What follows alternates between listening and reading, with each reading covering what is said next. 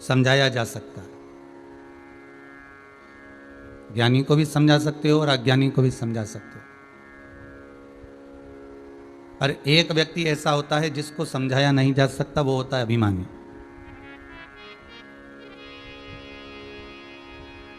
तो एक बार हमने हमारे गुरुदेव से पूछा, गुरुदेव आप कहते हो ज्ञानी को समझा सकते हो, अज्ञानी को समझा सकते हो, जब उसमें अज्ञान समा जाएगा, अज्ञान भरा रहेगा, तो उसको समझाया कैसे जाएगा? तो गुरुदेव कहते थे कि अज्ञानी व्यक्ति भी है ना, तो उसको धीरे धीरे धीरे धीरे धीरे धीरे, जैसे एक रस्सी कुएं की पाल पर जाती है, पानी भरती है, तो पत्थर पर भी निशान कर देती है। वो रस्सी जब बार बार जाती आती, बार बार ऊपर आती, फिर नीचे जाती, फिर ऊपर आती, फिर नीचे जाती, तो वो पत्थर पर भी निशान बना देती है। अज्ञानी को भी समझाया जा सकता है और ज्ञानी को भी समझा सकते हैं, पर गुरुदेव कहते हैं कि अभिमानी को नहीं समझा सकते। लंकाधिपति रावण कितना विद्वान था, जो भगवान शंकर के कैलाश पर्वत को अपने हाथों पर उठा लेता होगा, जो भगवान शंकर के पर्वत को अपने हस्त कमल पर उठाकर रख लेता होगा, वो लंकाधिपति रावण, वो लंकेश की विद्वत्ता कितनी प्रबल होगी, कितनी प्रबल। और उस लंकाधिपति रावण लंकेश जब भगवान को पुकारता है, जब भगवान का स्मरण करता है, तो भगवान खुश भी होते हैं, प्रसन्न भी होते हैं। कई लोगों ने भगवान शंकर से भी जाकर कहा, शिव जी से, भोलेनाथ जी से जाकर निवेदन करा कि हे शंभु, है त्रिकालदर्शी, है कैलाशी, ये रावण जो है आपका चेला है, ये लंकेश, ये रावण आपका शिष्य है, तो फिर आप दुनिया को समझाते हो, दुनिया को ज्ञान देते हो, इस लंकाधिपति रावण को ज्ञान क्यों नहीं देते? जब आपका चेला है, तो आपका शिष्य है, तो फिर इसको ज्ञान क्यों नहीं देते?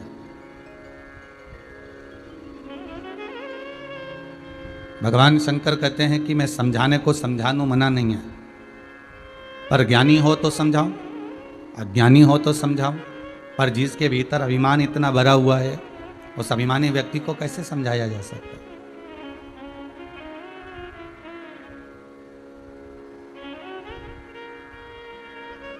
अहंकारी व्यक्ति को समझाना बड़ा कठिन काम है। हे अच्छा, शंकर की आराधना करता है, हे अच्छा, रोज शिव जी की अर्चना करता है, रोज शिव जी की पूजन करता है, बहुत अच्छा है रावण, पर जो भीतर अहंकार भरा हुआ है, जो भीतर अभिमान भरा हुआ है, इस अभिमान के बल पर ही अपना कुल भी डुबो बैठेगा। माता दक्षायनी, माता सीता, माता सती, माँ दक्षायनी, माँ सती अहंकार में इतनी, थोड़ा सा अभिमान जब आ गया था तो इतनी फूल चुकी थी कि मैं और इस कुंभज बाबा के मुख से कथा सुनूं, इस अगस्त ऋषि के मुख से कथा सुनूं। केवल दक्षायनी अकेली समाप्त नहीं हुई, इन्होंने दक्ष को भी समाप्त कर दिया। जब व्यक्ति के जीवन में अहंकार अगर आ जाता है, अभिमान अगर आ जाता है, तो जब अहम आ जाता है, तो वो पूरा कुल डुबो बैठता है। चाहे फिर वो कौरव हो, चाहे फिर वो कंस हो, चाहे फिर वो रावण हो।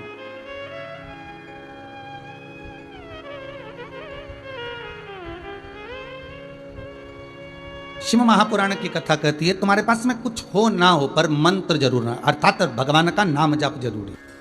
क्या होता है मंत्र जाप से, क्या होता है नाम जाप से? तो कहा जितना हम भगवान का नाम लेते हैं, उतना भीतर का अहम, उतना भीतर का अहंकार हमारा निकल जाता है। तो किसी ने एक प्रश्न किया है कि महाराज आप कहते हो कि मंत्र जाप से अहंकार निकल जाता है, तो रावण भी तो शंकर का नाम लेता था, फिर उसका अहंकार क्यों नहीं निकला? फिर समझ लेना महाराज जी, रावण शिव का नाम कब लेता था? जब शंकर के सामने होता था।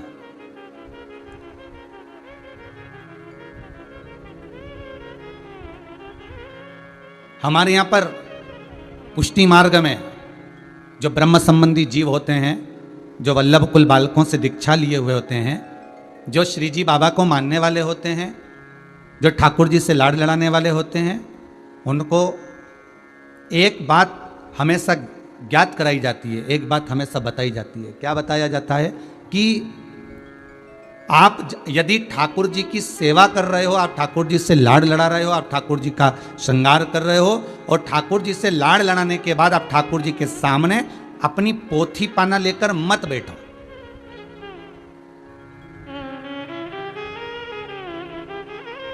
ठाकुर जी के सामने कभी अपना पोथी पाना लेकर मत बैठो। पोथी पाने का मतलब ठाकुर जी के सामने बैठकर कभी पाठ मत करो। ठाकुर जी के सम्मुख में बैठकर कहीं तुम सर्वोत्तम जी का पाठ कर रहे हो, कहीं तुम यमनाष्टक कर रहे हो, तुम कहीं गोवर्धन चालीसा कर रहे हो, ठाकुर जी का जो पाठ तुम कर रहे हो, चाहे मधुराष्टक करो, चाहे जो भी तुम कर रहे हो, चाहे गिदाज अष्टक कर रहे हो, ठाकुर जी के सम्मुख में बैठकर अगर आप अपनी पोथी पाना लेकर बैठे हो तो ये श्रेष्ठ नहीं है।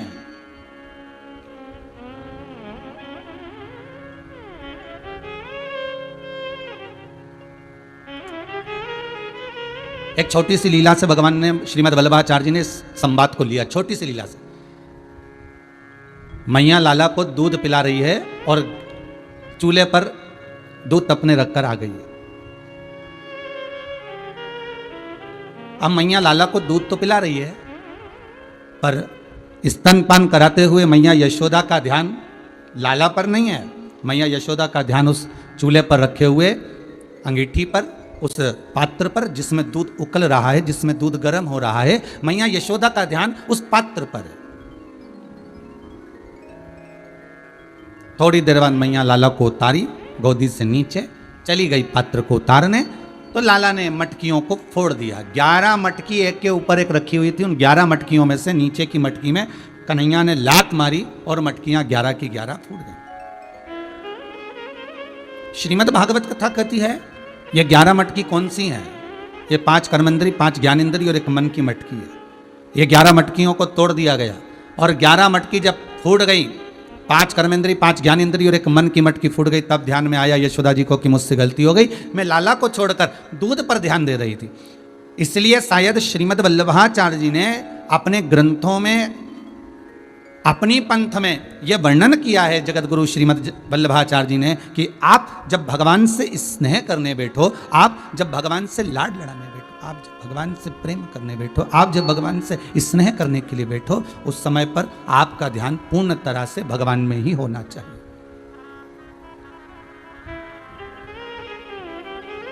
उस समय पर आपका चित्त कि मैंने सारे सहारे छोड़ दिए, बस तेरा सहारा काफी है। उस समय पर हमारा मन, उस समय पर हमारा चित्त, उस समय पर हमारी वृत्ति, उस समय पर हमारी सोच केवल परमात्मा पर।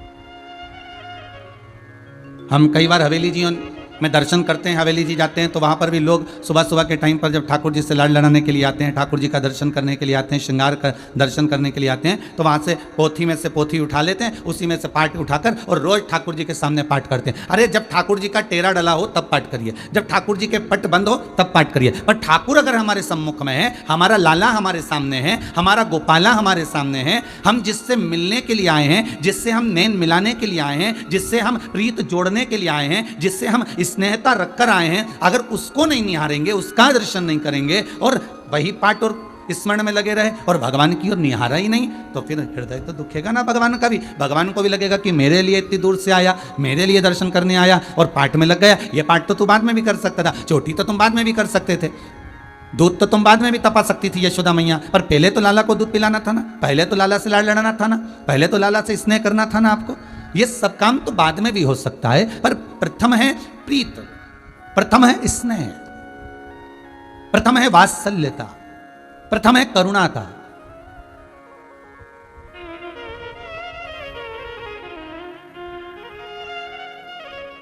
भगवान को पाने के लिए तो लंकाधि रावण को आप समझाते क्यों नहीं हो? शंकर जी से पूछा, कहा गया भगवान विष्णु ने, भगवान ब्रह्मदेव ने, भगवान इंद्र ने, जल देव, वरुण देव, यक्ष देव आदि आदि सारे देवों ने कहा। शंकर जी बोले मैं समझाने को समझा दूं, पर ज्ञानी को समझा दूं, अज्ञानी को समझा दूं, पर अभिमानी को कैसे समझाऊं? व्यक्ति का अभिमान कब जाता है? जब उसके मुख से भगवान का नाम निकलता है। तो रावण तो तुम्हारा नाम लेता है, शंकर जी कहते हैं रावण मेरा नाम कब लेता है? जब मेरे सामने होता है, उसके सिवाय रावण के मुख पर मेरा नाम नहीं आता,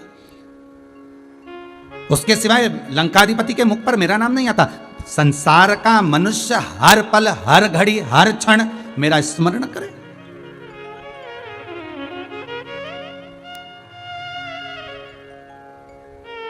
और सरल भाषा में समझ लीजिए महाराज,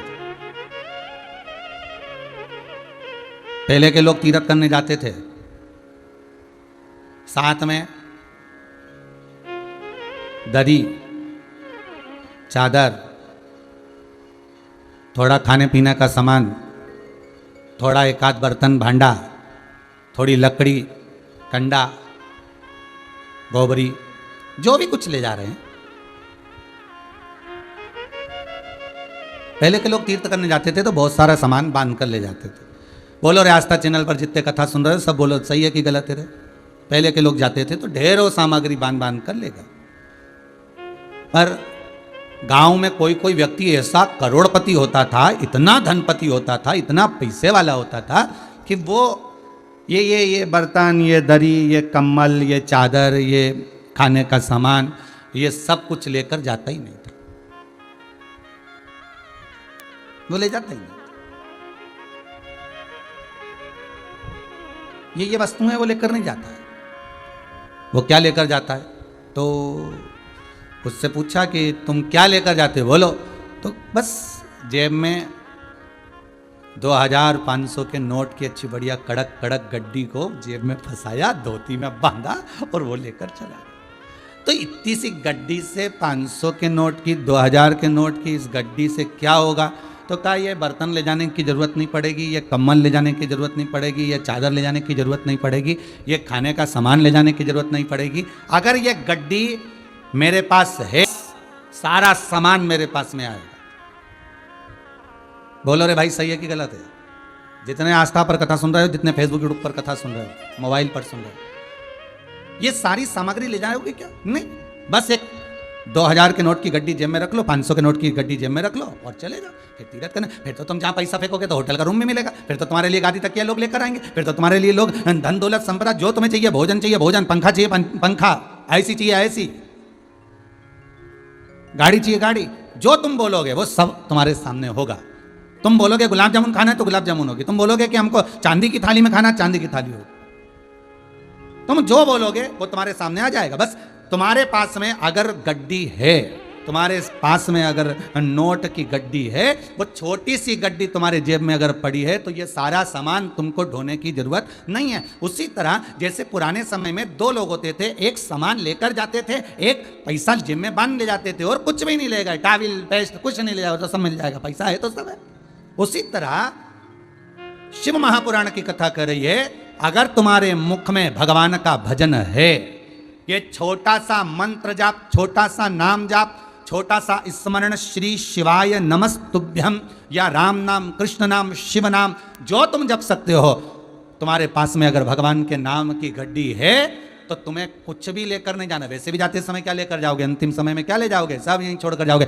परंतु वो गड्डी भगवान के नाम की, वो नोट की गड्डी शिव के नाम की, वो भगवान के नाम की गड्डी तुम्हारे पास में इस आत्मा में होगी। और होगी जब जाओगे तो तुम्हारे लिए सारा साज सामान सब कुछ जमा हुआ मिल जाएगा, तुम्हें कुछ लेकर जाने की जरूरत ही नहीं।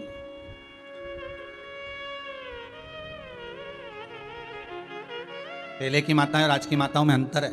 पहले की माताएं पैसा रखती थी ना तो पल्लू में बांध के रखती थी, 10 रुपए भी है तो पल्लू में बांध लेगी, 20 रुपए है तो पल्लू में बांध लेगी, और जहां जरूरत पड़ी पल्लू खोला दिया और वापस पल्लू में बांध लेगी। पहले की माताओं और आज की माताओं में अंतर है। पहले की माताएं पल्लू में पैसा बांध कर रखती थी, जहां जरूरत पड़ा वहां दे दिया, और आज की माताएं पैसे को चामड़े के पर्स में रखती हैं, चामड़े के पर्स में। आजकल की माताएं पैसे को चमड़े के पर्स में रखती हैं, निकाला। अब विचार करिए, पल्लू में अगर पैसा बंधा हुआ है तो तुम कहीं पर भी खोल कर दे सकते हो। पल्लू में अगर पैसा बंधा हुआ है तो तुम कहीं पर भी दे सकते हो। और अगर चमड़े के पर्स में पैसा रखा है और तुम जा रही थी कथा में, तुम जा रही थी कहीं बाजार और मालूम पड़े वो पर्स छूट गया ऑटो में, गाड़ी में, घर पर, दुकान पर, और चमड़े का पर्स वहीं की वहीं रह गया, अब तुम्हारे पास देने के लिए कुछ भी नहीं है। तुम्हारे पास देने के लिए अब कुछ भी नहीं। तो पहले की माताएं और आज की माताओं में अंतर है। पहले की माताओं और आज की माताओं में अंतर है। महाराज, ये भगवान के नामों को, ये भगवान के स्मरण को, शिव महापुराण की कथा कहती है कि इस चमड़े के पर्स में मत रखो। ये चमड़े के पर्स में अगर भगवान के नाम को तुम रखोगे, चमड़े के पर्स में अगर भगवान के नाम को रखोगे तो ये चमड़े का पर्स यहीं पर छूट जाएगा। इसलिए कहा हृदय रूपी पल्लू में बांध कर रखो, हृदय के पल्लू। जब हृदय के पल्लू में भगवान का नाम बंधा होगा तो ऊपर जाते से ही पूछा जाएगा क्या लेकर आए हो, तब हृदय के पल्लू से भगवत नाम को खोलकर प्रदान कर दिया जाएगा, दे दिया जाएगा, भीतर प्रवेश। तुम इन ज्ञानी को होता रावण तुम्हें समझा देता, ज्ञानी होता रावण तुम्हें समझा देता, पर अभिमानी रावण को समझाना बहुत कठिन है काम है, बहुत कठिन है महाराज। किसी भी चीज का यदि आपके भीतर अहंकार आ जाए तो आपको अच्छा अच्छा व्यक्ति भी नहीं समझा सकता।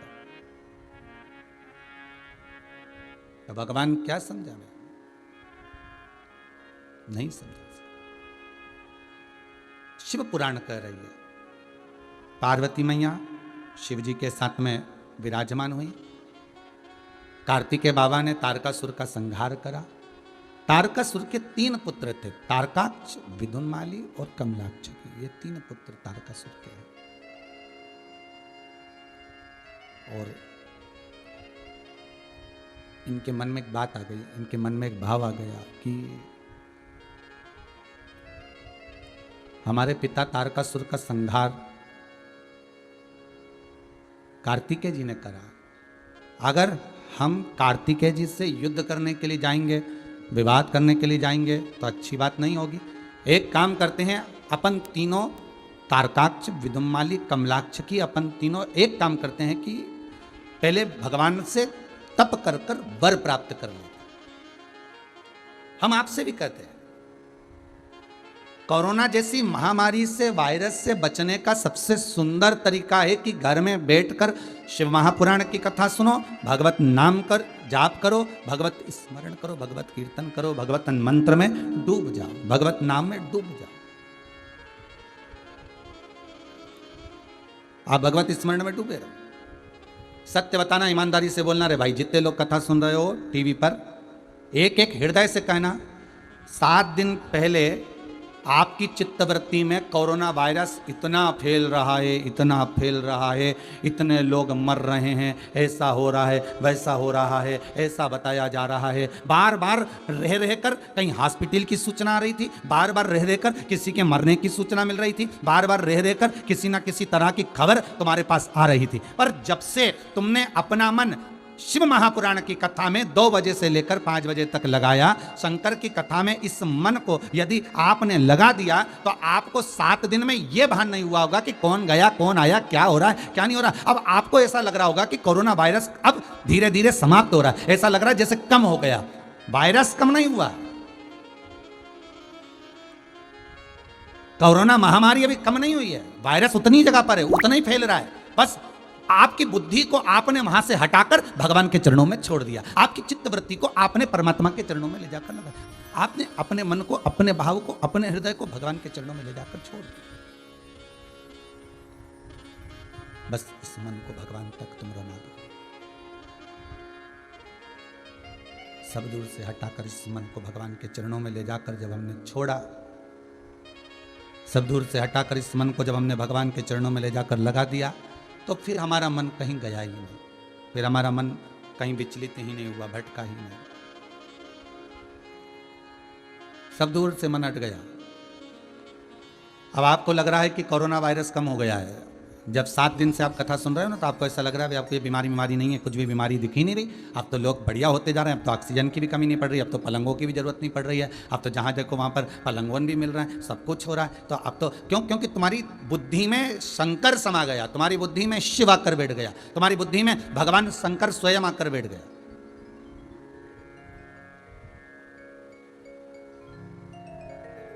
शंकर का अनुमोदन जिसने कर लिया, जैसे तारकासुर के 3 बेटे तारकाक्ष, विदुमाली, कमलाक्ष की, इन तीनों ने विचार कर लिया कि अब हमें भटकना नहीं है, अब हमें शंकर का अनुमोदन करना है, अब हमें शिव का स्मरण करना है, अब हमें शंकर की भक्ति में डूबना है, अब हमें कुछ नहीं करना, शंकर का अनुमोदन करना।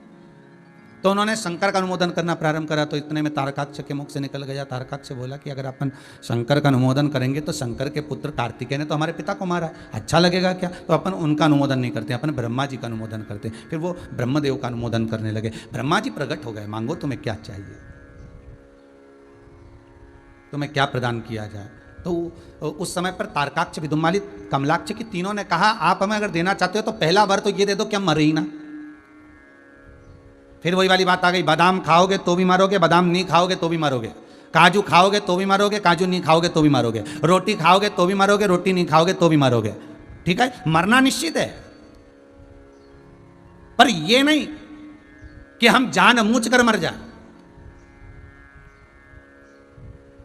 हम जान कर मर जाए।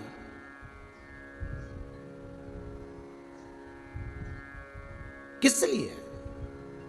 अभी एक 3-4 दिन पहले एक सूचना मिली थी कि एक लड़के को कोरोना हो गया, उसके घर में उसकी माँ को भी हो गया, उसके पिता को भी हो गया, तो लड़का मालूम पड़े अपने प्राणों को भी त्याग दिया, अर्थात फांसी लगाई और चला गया।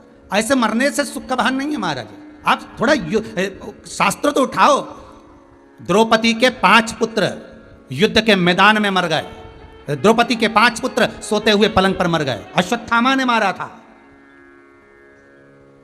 और द्रौपदी बिलक बिलक कर रो रही थी। तो भगवान कृष्ण ने पूछा, द्रौपदी तुम्हारे 5 पुत्र मर गए, तुम इसलिए रो रही हो? द्रौपदी कहती हैं पुत्र मर गए उसका रोना नहीं है, रोना इस बात पर आ रहा है कि एक छत्राणी के बेटे जिनको युद्ध के मैदान में मरना था वो सोता सोता मर गया। एक छत्राणी का पुत्र जिसको युद्ध के मैदान में युद्ध लड़ते लड़ते मरना था वो सोते हुए मर गया। दुख इस बात का, बेटा मरा उसका दुख नहीं है। आप कोरोना जैसी महामारी से लड़कर चले जाते तो बात थी, पर जरा सा रोग आया और तुमने सोचा कि मर जाऊं तो अच्छा, और लगा नहीं पाए। इसको भान नहीं कर सकते, इसको आनंद नहीं कर सकते महाराज।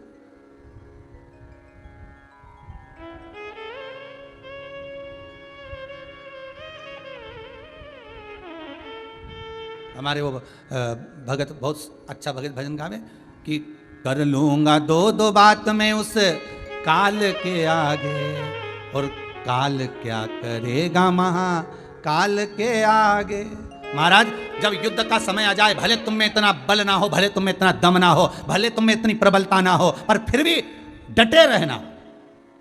और आपसे भी निवेदन है जो हॉस्पिटल में पड़े हुए हैं, चाहे थोड़ी सी कोरोना वायरस अगर शरीर को लग भी गया है, घर में कोई बीमार पड़ा है, तो उसका विल पावर मजबूत करना, और कहना डरने की बात नहीं है, लड़ना है। इतना बल तुम्हारे शरीर में भगवान ने दिया है। मनुष्य को भगवान जब पैदा करता है तो इतना बल देकर पैदा करता है कि हर बीमारी से, हर चीज से ये मनुष्य लड़ सकता है, यहां तक शेर से भी लड़ सकता है। तो ये वायरस क्या लगे? इतना बल देकर भगवान तुम्हें पैदा करता है। शंकर भगवान से पूछा, जब ये सृष्टि का निर्माण हो रहा था, तो भगवान शिव ने जलदेव से पूछा, हे जलनारायण, हम मछली बना रहे हैं, हम मगर बना रहे हैं, हम जलचर बना रहे हैं, आप क्या इनको जीवित रखोगे? जल ने कहा, अगर मछली मेरे साथ में रहेगी और मुझ में रहेगी, तब तक की गारंटी मेरी है कि मछली का बाल बका नहीं होगा, जलचरों का बाल बका नहीं होगा, जल में रहने वाला जीव मैं मरने नहीं दूंगा अगर मेरे पास रहेंगे तो। पृथ्वी से पूछा भगवान शंकर ने, हम वृक्ष बना रहे हैं, ये 20 लाख योनियां हम प्रकट कर रहे हैं वृक्ष की, और हम ये वृक्ष अगर बना रहे हैं तो पृथ्वी तुम क्या इनको जीवित रखोगे? पृथ्वी ने कहा, मिट्टी बोली, ये मेरी गारंटी है, जब तक पेड़, वृक्ष, पौधा मुझ में लगा रहेगा, चिपका रहेगा, बना रहेगा, तब तक की गारंटी मेरी है कि मैं इनको मरने नहीं दूंगा। फिर भगवान विष्णु ने शंकर जी से कहा, मनुष्य बना रहे हैं, क्या करना है? और आप मृत्यु लोक के देवता हो, आप ही हो जो इनको संभाल सकते हो।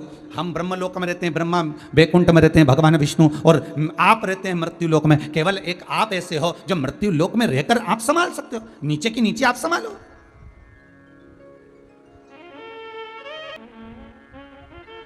ये आप संभाल सकते हो, ये आपके ऊपर है, आप संभालिए।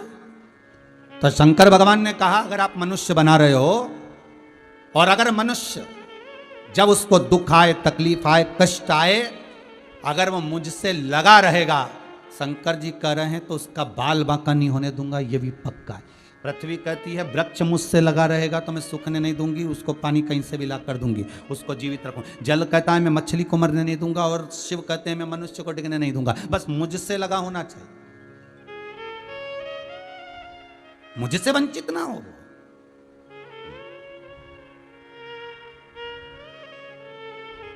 बहुत मायना रखता है साहब, आप रहते कहां हो। कई लोग हमारे पास में आकर कह देते हैं अरे गुरुदेव आप जब उधर से निकलो ना तो हमें खबर कर देना।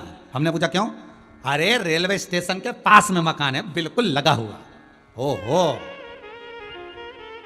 कोई टेंशन नहीं, और चलता फिरता रास्ता है, कोई चिंता नहीं, कोई आए कब गए, आप तो बस खबर करना, हम तुरंत भोजन का टिफिन लेकर आ जाएंगे। बारे पास में बिल्कुल रेलवे स्टेशन से लगा हुआ। कोई कहता गुरुदेव आप उधर से निकलो तो हमें खबर करना, हम बस स्टैंड के पास में रहते हैं। बिल्कुल बस स्टैंड पे हमारा ही घर है, पहला गाड़ी जहां मुड़ती है ना वहां घर हमारा ही आता है, सबसे पहले आपको हमारा घर ही दिखेगा। हमने कहा वाह। फिर कोई बोला अरे कभी जरूरत हो तो बता देना, बिल्कुल हॉस्पिटल के पास में रहते हैं, 4-5 घर छोड़ के हॉस्पिटल है, बहुत बड़ा, पूरे शहर का सबसे बड़ा हॉस्पिटल हमारे घर के पास में। ओहो, फिर कोई मिला, अरे गुरुदेव भगवान की ऐसी कृपा है साहब, हमारा जो मकान है वो थाने के पास में है, किसी के भी ताला नहीं भी लगाओ तो ध्यान रखे साहब, थाना पास की पास में, कोई दिक्कत नहीं, वहां तो कोई भी अकेला भी रह जाए टेंशन नहीं साहब, बिल्कुल नजदीक की नजदीक में, और सबसे अपनी पहचान जोरदार।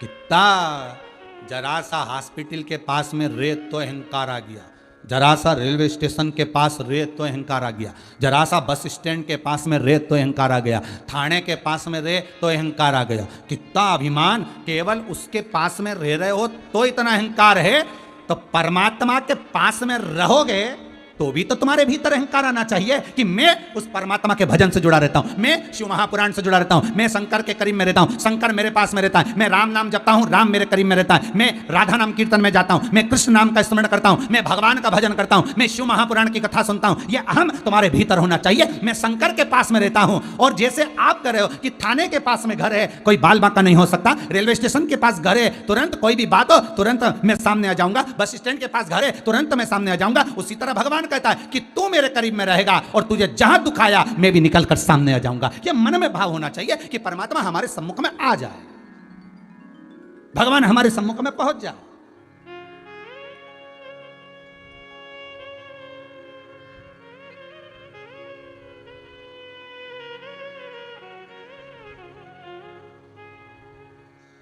कोई पूछ कह सकते हो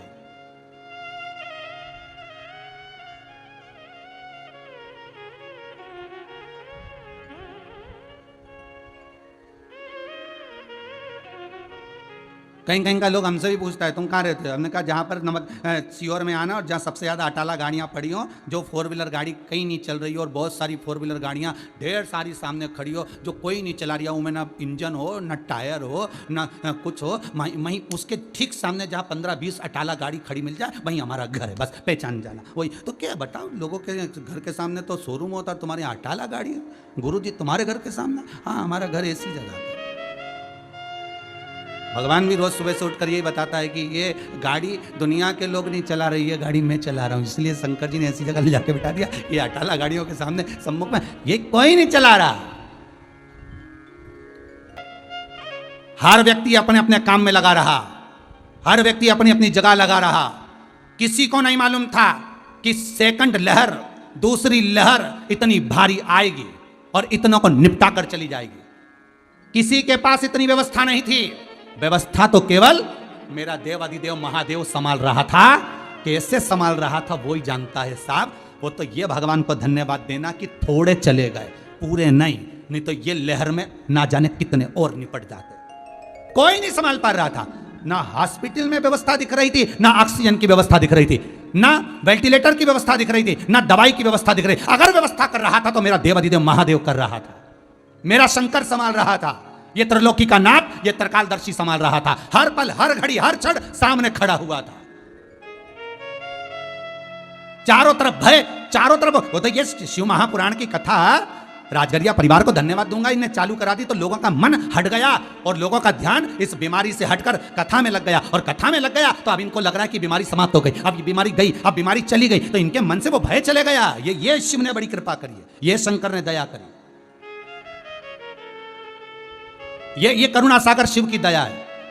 और आप सबने जो कल ढेर सारे ना जाने कहां कहां फोन लगाए और फोन लगा कर कहा 19 तारीख से गुरुजी की कथा आएगी, 2 बजे से समय दो। आपने इतने फोन लगा दिए कि आखिर चैनल वालों का फोन आ गया, उन्होंने कह दिया दादा 2 बजे तुम्हारी कथा बात चलो 19 तारीख से वापस। ये शिव की कृपा है, ये तो शंकर एनर्जी दिया, कोई नहीं संभाल सकता। संभालने वाला तो देवाधिदेव महादेव है, त्रिलोकी का नाथ, त्रिकालदर्शी, कैलाशी, अविनाशी संभाल रहा है, कोई किसी को नहीं संभाल रहा। प्रभु आपकी कृपा से सब काम हो रहा है, करते हो भोले बाबा मेरा नाम हो रहा है। कोई को कहाँ है, कौन क्या कर रहा है, कौन। और एक और बात कहें साहब, डॉक्टर अपना काम कर रहे हैं, कलेक्टर अपना काम कर रहे हैं, एसपी डीएसपी अपना काम कर रहे हैं, तुम्हारे सामने आकर बार बार बोल रहे हैं मास्क लगाओ, हाथ धो, सोशल डिस्टेंसिंग का पालन करो। वो बार बार कर रहे हैं और आप उसका अमल करो, उसको पहचानो, उसको जानो क्यों कर रहे हैं, जिससे आप बचो, आप सुरक्षित रहो, आप बचे रहो, आप सुरक्षित रहो। कौन संभाला? तो अगर आपके बच्चों को आप कह सको, आपके बच्चों को अगर आप ज्ञान दे सको, और कोरोना महामारी जब समाप्त हो जाए, और समाप्त होने के बाद जैसे पूरा युद्ध समाप्त हो गया था कौरव और पांडवों का, उठाकर देखो बर्बरिक की कथा,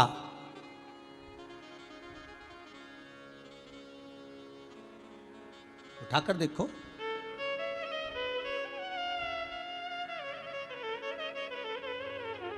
भगवान कृष्ण शीश मांग कर ले आए थे, शीश को शमी के वृक्ष के ऊपर रखा था, ध्यान दीजिएगा, शमी के वृक्ष के ऊपर शीश को रखा। पूरा युद्ध हो गया,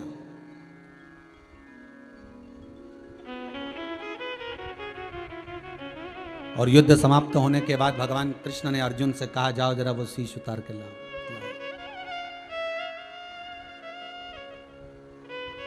पूछा युद्ध के मैदान में क्या देखा? बर्बरिक कहते हैं कुछ नहीं देखा, केवल इतना देखा, मारने वाला भी कृष्ण था और बचाने वाला भी कृष्ण था। कोई ना कौरव थे ना पांडव थे,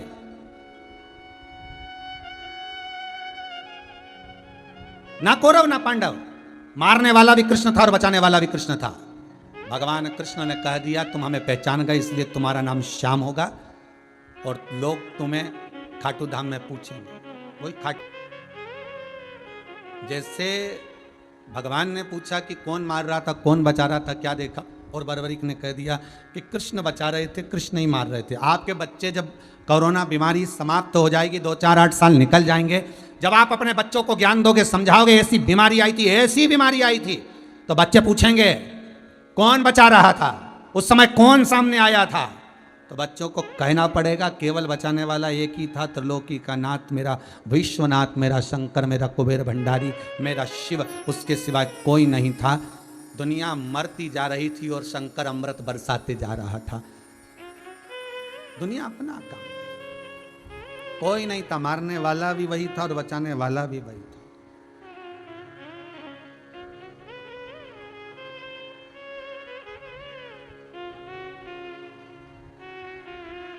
मारने वाला भी वही है, बचाने वाला भी वही है। हम तो केवल एक निमित्त मात्र बनकर सम्मुख में आए हैं। सम्मुख कितना कितना धन लोगों के पास में, अटैची भर भर कर धन है, हाथ जोड़ जोड़ कर करे, डॉक्टर साहब बचा लीजिए, डॉक्टर साहब ऑक्सीजन, डॉक्टर साहब वेंटिलेटर, डॉक्टर साहब थोड़ी सी औषधि ऐसी दे दो, मेरे बेटे में प्राण आ जाए, मेरे बच्चे की श्वास आ जाए, मेरे बच्चे का श्वास का लेवल गिर रहा है, डॉक्टर साहब मेरी पूरी पूंजी ले लो, डॉक्टर साहब मेरा पूरा दौलत ले लो, सत्ता ले लो, पर मेरे पति को, मेरी पत्नी को, मेरे बच्चे को, मेरी बेटी को, मेरे बच्चे को बचा लीजिए। बिलक बिलक कर कह रहा है, निवेदन कर रहा है। और सब कुछ नष्ट होते होते भी अगर तुम्हारे घर का जीव अगर बचकर बाहर आ गया तो शंकर को धन्यवाद देना, कोई नहीं आया था। वही जो शिव की कथा सुनी थी पहले से, उस पर विश्वास कर कर श्री शिवाय नमस्तुभ्यम का जाप करा था, उस जाप का फल आ गया। और कोई डॉक्टर ऐसा मिल गया और उसने ऐसी दवाई दे दी जिससे ऑक्सीजन लेवल बढ़ गया और वेंटिलेटर की जरूरत नहीं पड़ी, बच गया, घर वापिस आ गया। ये शंकर ने कृपा कर दी, ये शिव दे दिया।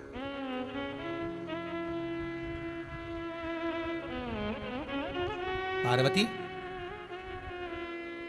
तारकाक्ष विदुमाली कमलाक्ष की करें, हमें वर दीजिए ब्रह्मदेव के, हमारे प्राण ना छूटे। ब्रह्मा जी बोले ऐसा कोई वर नहीं होता कि मरोगे नहीं, मरना तो पड़ेगा, निश्चित है, आई है तो जाना पड़ेगा, पर निवेदन इतना सा है, जान कर कर जान मुझ कर मरना नहीं है। मरो मरो सब कोई कहे, मर के देखे कोई, और मरो तो ऐसा मरो कि फिर संसार सागर में जन्म ना हो। अगर मरने का सुख चल रहा है, तुम्हारे मन में आ गया कि मैं तो मरूंगा, सुसाइड करूंगा, और मरने की प्लानिंग आ गई, तो थोड़ा चेंज करो। ये डूब कर मरना, फांसी लगा कर मरना और दवाई खाकर मरना, ये फैशन पुराना हो गया। कोई नया फैशन लेकर आओ कि मैं भगवान का भजन करूंगा, सामने जो आया है उससे युद्ध होगा, भले फिर मर जाऊं, कर लूंगा दो दो हाथ में उस काल के आगे। और काल क्या करेगा, काल क्या, फिर वो सामने आए, सम्मुख में आए, तुम्हारा भक्ति, तुम्हारा बल, तुम्हारा विश्वास, तुम्हारी दृढ़ता, तुम्हारा शंकर के प्रति अनुमोदन, फिर जिस दवाई को भी तुम खा रहे हो शंकर का नाम लेकर, शंकर की औषधि जानकर, फिर बाल बक्का नहीं हो सकता।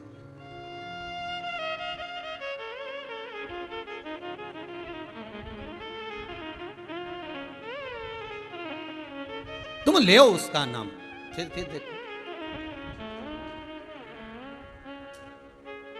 सब केवल नाम लेकर ही तरे हैं। राम नाम, कृष्ण नाम, शिव नाम स्मरण करते करते करते करते करते करते ना जाने कितने तर गए और कितने ही तर जाना है। विश्वास दिल में होगा तो भगवान पत्थर में से भी प्रकट होगा। विश्वास नहीं होगा तो रोज मंदिर जाकर घंटी बजाना, अगरबत्ती लगाना, दिया लगाना, रोज जाकर जल भी चढ़ाना, तो भगवान नहीं मिलेगा, भगवान प्राप्त नहीं होगा।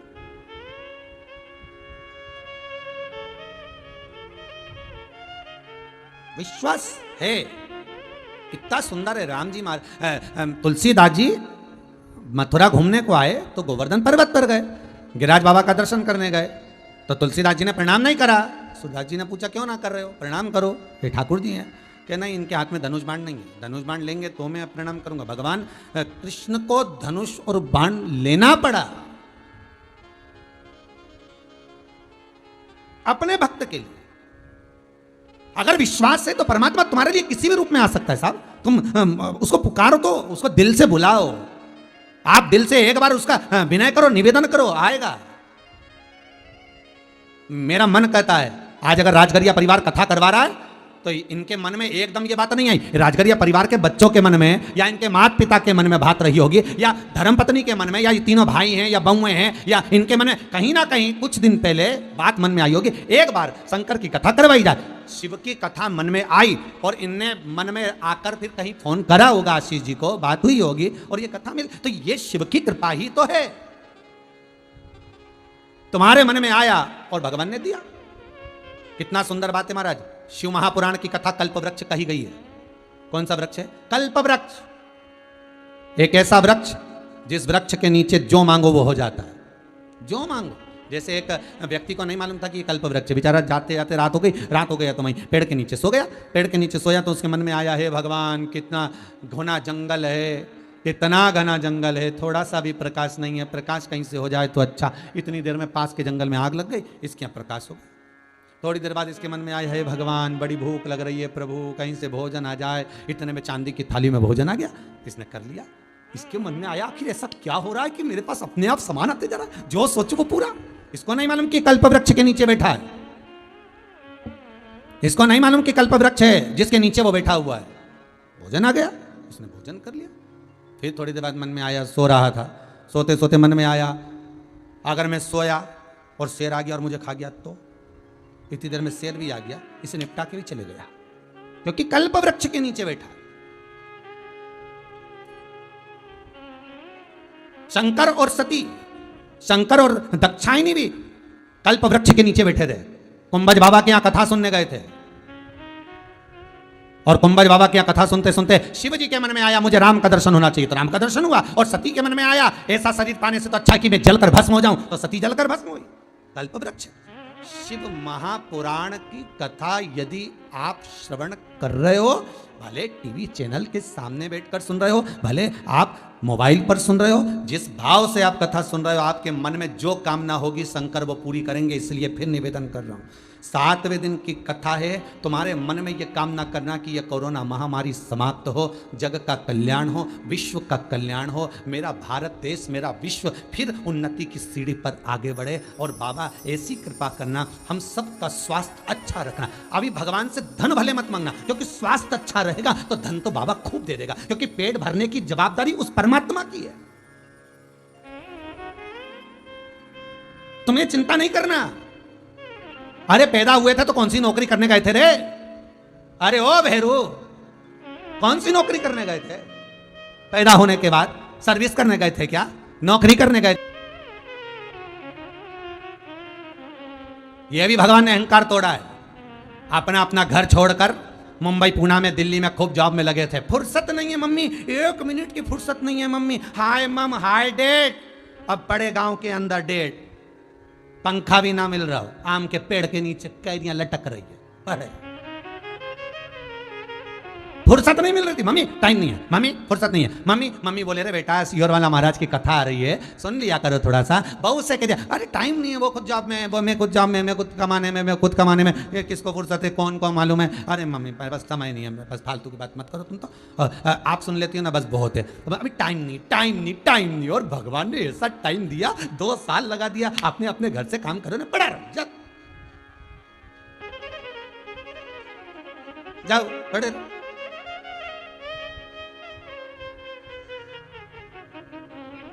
जब फुर्सत बात करन की ना थी, महाराज, जब फुर्सत बात करन की ना थी, अब बतियाने वाला कोई नहीं। जब फुर्सत बात करने की नहीं थी, और अब दोस्त ढूंढ रहे हैं, अरे यार आया कर, थोड़ा बात कर लिया कर, फोन मन लगा लिया कर, याद मत कर लिया कर। उसने कहा बेटा जब वहाँ रेरिया था तो कभी याद नहीं आई, और हमारे गाँव में आते से क्या याद कर ले, हम क्या करें, हम तो केरी थोड़े नाचार डाले की तरह काम करें। झट, कौन पूछे? कितना अहंकार, अभिमान, भगवान ने सब का तोड़ दिया। अहंकार एक बार में निपटा दिया। जाओ, कितना अहंकार। शिव महापुराण में बैठकर जो मांगोगे वो मिलेगा। तुम शंकर से बैठकर मांगो तो सही, स्नेहपूर्ण वाणी बोलो तो सही। ये कल्प वृक्ष है शिव महापुराण की कथा। राजगरिया परिवार से कहूंगा, ये कल्प वृक्ष है शिव महापुराण की कथा।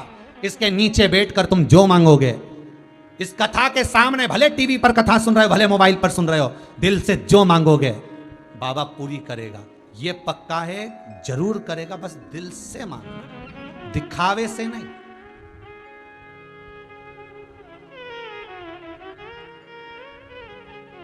दिल से। मैंने सारे सहारे छोड़ दिए, बस तेरा सहारा काफी है। मैं कहीं जाऊं ना जाऊं, बस शिव, तेरा दरबार, तेरी भजन, तेरा कीर्तन, तेरा स्मरण, तेरा नाम जाप चलता रहे।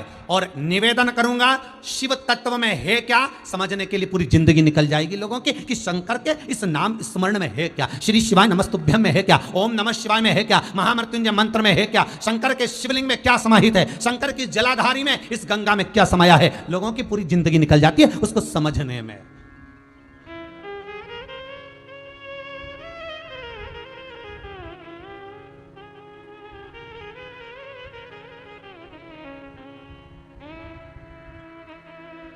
और आज सबसे बड़ी खुशी की बात एक लगती है, सबसे ज्यादा खुशी की बात एक लगती है कि लोग शिव महापुराण की कथा को सुन सुनकर कम से कम शंकर को जाने तो सही, शंकर का भजन पूजन स्मरण पहचाने तो सही। अब मुझे विश्वास होता है कि आने वाले समय में लोग शंकर की कथा करना भी प्रारंभ करेंगे कि शंकर की कथा होती क्या। शिव महापुराण को लोग वाचने का आनंद लेंगे। लोग अभी भागवत के रस तत्व में डूबे हुए थे, बहुत रस भरा हुआ है, श्रीमद् भागवत में भी खूब भरा हुआ है। पर अब लोगों के मन में थोड़ा सा तो भाव आएगा कि शंकर की कथा में भी क्या रस, क्योंकि पहले प्रथम वैष्णव को पकड़ोगे तो भगवान मिलेगा। हमारे यहाँ पुष्टि मार्ग में कहते हैं वैष्णव को पकड़ोगे तो भगवान तक पहुंचा देगा। उसी तरह तुलसीदास जी लिखते हैं कि शंकर की कथा का रस तत्व ग्रहण करोगे तो राम मिल जाएगा। श्रीमद् वल्लभाचार्य जी भी अपने आनंद मस्त कहते हैं कि शिव नाम का स्मरण कर कर, श्रीमद् भागवत में वेदव्यास जी लिखते हैं कि भागवत कथा के प्रारंभ में शंकर की कथा का रसास्वादन कर कर कृष्ण प्राप्त हो जाता। राम जी हुए थे प्रकट तो सबसे पहले भगवान शंकर ही दर्शन करने गए थे, और भगवान कृष्ण का प्रकट हुआ था तो सबसे पहले शंकर भगवान ही दर्शन करने गए थे। सबसे पहले वैष्णव है मेरे राम के सम्मुख में शंकर, कृष्ण के सम्मुख में शंकर, जो सबसे पहले जाके दर्शन कर। पहचान लो, बस उसको पहचान लो।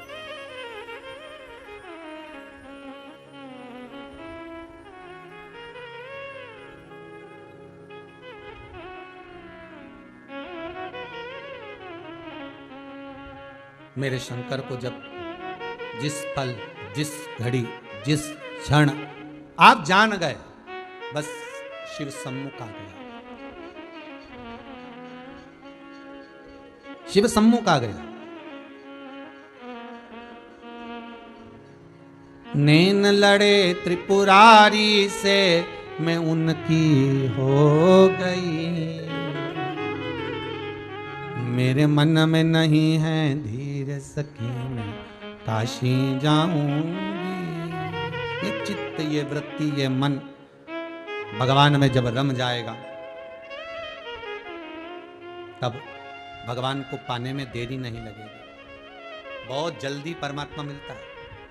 पुण्य का फल बहुत आराम से, बहुत आनंद से प्राप्त होता है, पर पाप का जो फल है वो देरी से प्राप्त होता है और भोगना भी बहुत पड़ता है। पाप सबसे सस्ता प्रोजेक्ट है, सबसे सस्ता प्रोजेक्ट, बहुत सस्ते में मिल जाता है पाप, पर उसको चुकाने में जिंदगी लग जाती है। देखिएगा, किसी को मार देना, चक्कू मार दो किसी को, मर गया, 1 मिनट लगी, चक्कू गया, मर गया, तड़प तड़प कर मर गया। गोली मार दी बंदूक से, मर गया। कितनी देर लगी? 1 minute, 2 minute, 5 minute, 10 minute, 15 minute, 20 minute, आधा घंटा। पाप करने में समय कम लगता है, पर उस पाप का भोग भोगने में समय ज्यादा लगता है। अब चक्कू मार दिया, पकड़ा गया, अदालत में केस चला, 3 साल, सजा मिल गई आजीवन कारावास। अब देखिए 3 साल वो जोड़ लो और जीवन बल 10 साल मिली, 20 साल मिली, पर सजा कितनी लंबी, और मारा कितनी देर, 2 मिनट में मार दिया, 15 मिनट में मार डाला, बंदूक मारी, गोली मारी, चक्कू मारा, आधा घंटा लगा, मर गया। पाप में समय लगता है मात्र थोड़ा सा और भोगना पड़ता है ज्यादा, सालों साल भोगना पड़ता है। उसी तरह व्यक्ति पाप कर्म, किसी को गलत बोल दिया, गलत देख लिया, गलत उसके साथ कपट कर दिया, उसका धन का भोग कर गए, उसको लात मार दी, उसको आड़ा टेढ़ा कर दिया, किसी के साथ में अपशब्द कह दिए, ताने दे दिए, किसी का धन चुरा लिया, किसी के लिए व्यापार व्यवसाय में धन खा गए, तुम पाप तो कर लोगे, पाप थोड़ी देर का होगा, पर भोगना तो बहुत पड़ेगा, और एक जन्म नहीं, ना जाने कितने जन्म लेना पड़ेगा, तब तक भोगना पड़ेगा। कोई साधारण है क्या भोगना? करो कपट कितना कर सकते हो, करो छल, करो प्रपंच, करो बेईमानी, पर भोगना तो पड़ेगा। यही भोगना, बार बार जन्म लेकर भोगना है, ढाई ढाई रोना है, लोगों के सामने कहोगे हमने कौन सा पाप करा था जो इतना भोगना पड़, इतना दुख आ रहा, भगवान हमने कौन सा पाप। ये मत बुरे कर्म कर बंदे वरना पछताएगा, भगवान की आंखों से तू बच नहीं पाएगा, तू बच नहीं पाएगा। अरे ओ अज्ञानी मत करना दानी। बार बार समझो, पाप थोड़ी सी देर में हो जाता है पर भोगना बहुत पड़ता है। उसी तरह हमारे जीवन में भी हम पाप थोड़ा सा कर जाते हैं पर भोगना बहुत पड़ता है। और कब तक भोगोगे रे, कब तक? इसलिए भगवान का नाम लो। तुलसीदास जी कहते कलयुग केवल नाम आधारा। भगवान का नाम लिए जाओगे तो पाप कटता रहेगा। क्या होता है तो कि ये नाम ब्याज है, देते जाओ कटता जाएगा। और जब नाम की कीमत बढ़ जाएगी, जब राम नाम कृष्ण नाम शिव नाम बढ़ गया, भजन बढ़ गया, तो एक दिन हिसाब चुकता हो जाएगा। जपो।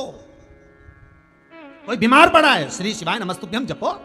कोई को दवाई दे रहे हो, श्री शिवाय नमस्तुभ्यम हाथ में दवाई लेकर बोलकर फिर दो। शंकर पर विश्वास रखकर और कह दो। कोई एक हमारे कुक्षी के पास में से किसी का कल फोन आया था कि हमारी बहू का जापा होना है और चारों तरफ कोरोना महामारी छाई हुई है और डॉक्टर ने कह दिया कि उसको पानी की कमी हो गई है और हमने कुछ नहीं, अब तुम जानो पानी की कमी तुम्हें पूरी करना। और हमने वही पानी बहू को पिला दिया। अब हमने बहू को पिलाया तो भगवान की ऐसी कृपा हो गई कि बहू को दूसरी जांच कराई तो पानी की कमी नहीं। ये विश्वास है आपका, ये भरोसा है आपका, ये दृढ़ता है आपकी। यहाँ सियोर वाला महाराज कोई चमत्कार नहीं करता, ना सियोर वाला महाराज कोई बूटी देता है। यह तो शंकर पर विश्वास है आपका। कथा सुनकर भरोसा रखकर देखो तो कि वो क्या देता है। विश्वास। और हम फिर निवेदन करेंगे, आपको दान नहीं करना मत करो, पुण्य नहीं करना मत करो, किसी को 1 रुपया मत दो, पर कम से कम जो तुम कमा रहे हो उसका भोग अपने ऊपर तो करो। आम खाने का मन कर रहा है, बाजार से निकल के जा रहा है और आम वाले से पूछ रहा है क्या रुपया किलो, 70, 60 दे दे। नहीं दिया और आगे गया, फिर आगे ठेला ही नहीं मिला, दुकान ही नहीं मिली, खाली चले गया। मन कर रहा आम खाने का, आम का ठेला देखकर और मन कर रहा अब पैसे जोड़ा, आखिरी में यही छोड़ा। क्या करेगा पैसे का? आज कम से कम आम लेकर जाता, 1-8 किलो ले जाता, बच्चे भी खाते, तू भी खाता, प्रेम भाव से अपना आनंद लेता। परंतु जोड़ा और वही 60-70 रुपए मालूम पड़े गाड़ी पंचर हो जाती और पंचर में देना पड़ता, या 70 रुपए कहीं गिर गए होते, तो उसका भोग तो कर लो, अपने ऊपर तो खर्च कर लो। मत करो दान, मत करो पुण्य, मत दो किसी को 1 रुपया। तुम तो किसी को मत दो, ना तुम्हारी बहन बेटी को दो, ना कि तुम अपने ऊपर तो खर्च करो। वो भी नहीं कर पा रहे। जोड़ मर सब चले धरा। बैंक में लाकर में रकम पड़ी की पड़ी रह गई। इसलिए सियोर वाला महाराज सब पेन के बैठता है। जिंदगी का कोई भरोसा नहीं, कब मर जाए दादा। इसलिए सब पेनो ओढ़ो, जो दिया जजमान ने अच्छे से पहनो, डट के। कई लोग कहते हैं कथाकार को इतना सोना नहीं पहने, हम तो पहने, हमारे जजमान ने दिया, भोलेनाथ जी की कृपा से दिया, पहनो। लाकर में पड़ा रह जाएगा। तुम्हारे पास भी है, जितने कथा सुन रहे हो, ऐसा नहीं कि तुम्हारे पास नहीं है, पर मन में रख दो। बहू को देंगे, बेटे को देंगे, बहू को देंगे, बेटे को देंगे, लड़की को देंगे, दामाद को देंगे, सब दरा की दरा रह गया। आखिरी में इतना बड़ा फोटो, वो भी स्माइल देता हुआ टंग गया। अब हंसती रहे फोटो के अंदर, मुस्कुराती डरा रह गया। क्या करोगे धंधा? भजन करो, नाम जपो। घर के लोगों से कह दो मेरे पास में आओ तो श्री शिवाय नमस्तुभ्यम कहना, फोन उठाओ तो श्री शिवाय नमस्तुभ्यम कहना। कम से कम एक मंत्र। शिव महापुराण का मूल मंत्र है श्री शिवाय नमस्तुभ्यम। भागवत जी का मूल मंत्र है ओम नमो भगवते वासुदेवाय। राम कथा का मूल मंत्र है श्री राम। कृष्ण कथा का मूल मंत्र है श्री कृष्ण शरणम मम। इस शिव महापुराण के मूल मंत्र को फोन भी लगाओ तो श्री शिवाय नमस्तुभ्यम कहो। सामने वाले को अगर कोई बीमारी होगी तो मंत्र सुनकर ही निकल जाएगी।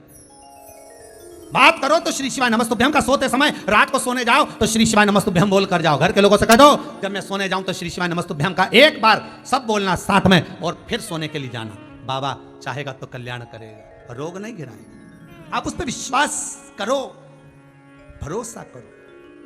भागीरथ महाराज